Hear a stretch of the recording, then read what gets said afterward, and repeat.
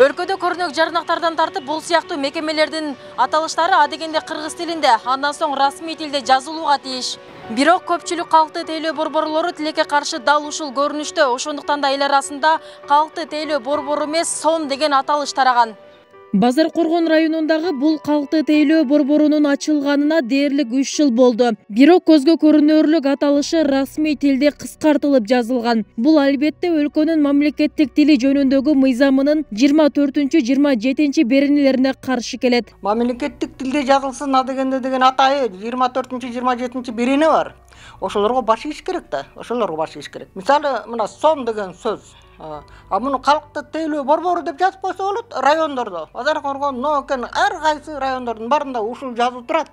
Мисалы, эмне үчүн аны Кыргызстан ошол райондордун кайсы оруско ошентип жазып атышат мисалы. Тил мыйзамына каршы илинген жарнактар жылдап оңдолбой турганы да балким жөндүү. Ага мыйзамда мындай көрүнүшкө жаза берүү каралбаганы себеп. Ал эми күнүнө жүздөгөн жарандарды тейлеп жаткан мекеме жетекчилиги жакынкы арада абал жөнгө салынарын айтууда. Тейлөө борбордун мамлекеттик тилдеги аталышына буйрутма берилип, ушул тапта даярдалып жатыптыр. Деген менен 3 жыл аралыгында бул көрүнүш жөнгө салынган эмес жана тиешелүү кызматтар тарабынан эскертүү да берилбеген. Ал боюнча биз жакында эле заказ бердик. Бая биринчи берди открытие кылып атканда Бишкектен заказ бергенде киреберишти чоңду көрдүңөр да.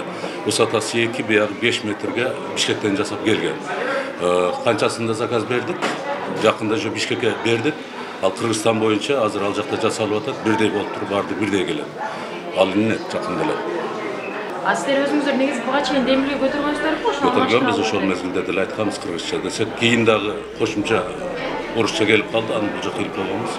Бирок бул дижагында жазылып турат кыргызчасы. Мындай көрүнүш өлкөнүн көпчүлүк калкты тейлөө борборлорунда кездешет. Ал эле эмес көчөлөрдө илинген көрүнүк жарнактар, кафе, ресторан аталыштары да мыйзамга ылайык келбейт. Деген менен аны жөнгө салып, иретке келтирүүгө район шаардагы социалдык бөлүм жетекчилигинин күчү жетпей келүүдө. Андыктан адистер мындай учурда аяосуз жаза каралышы керек деп эсептешет. Антпесе кыргыз тилине болгон кайдыгерлик дагы да өрчүшү анык. Мыйзамсыз жазылган көрүнөк жарнактарга, аталыштарга ошол ар райондун администрациянын социалдык бөлүмдөрү деген бар. Ошолор түздөн түз ошолор караш керек. Алар бүгүнкү күндө карабай атат да, карабай аткан үчүн ошолор кирип сүзүп чыгып атышат. Буларды ошо илген жеринен жулуп алып эле ыргыта турган убакыт келди, учур келди да. Эгер алардын аң сезими ойгон болсо, мына ушундай кадамга барыш керек.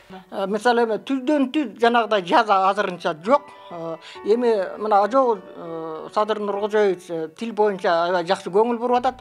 Мындан буягы буйрса, акырын-акырындан ошо жазасы да колдонулушу мүмкүн. Эгер буларга жаза болмоюн, булар оңолбойт эч качан. Калкты тейлөө борборлорундагы көрүнүшкө мамлекеттик тил жана тил саясаты боюнча улуттук комиссиясынын да кабары бар. Аларда бир нече жылдардан бери тийиштүүлөргө эскертүү берип келерин айтышты. Аталган комиссия өткөн жылдын ноябрь айында жаңы мыйзам долбоорун сунуштап, коомдук талкууга чыгарган. Ушул тапта долбоор өкмөттүн кароосунда турат.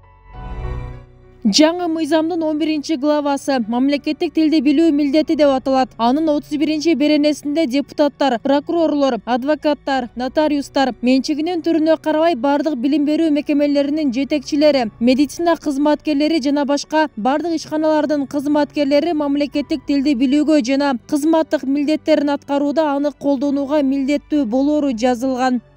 Бибисара Орозалиева, Шерзат Эгембердиев, 7 канал.